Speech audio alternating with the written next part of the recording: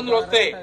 ఎందుకంటే వీరభద్ర స్వామి ఊరికనే రాలా, వాడు సాక్షాత్తు సతీదేవి నాయన శివుని తిడితే ఆమె తన ఆత్మాహుతి చేసుకుంటే వీరభద్రుడు వచ్చాడు, దక్షుడు తలకాయ తీసి యజ్ఞగుండంలో పడేశాడు.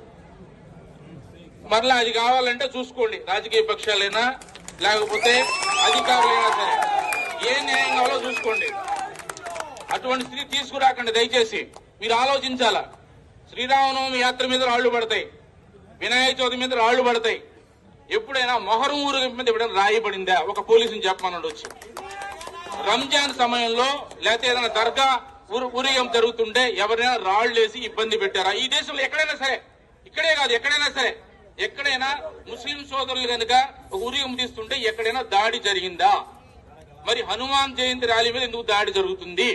శ్రీరామనవమి శోభాయాత్ర మీద ఎందుకు దాడి జరుగుతుంది? అవసరమే వచ్చింది? మనం ఎవరి వారసులో ఒక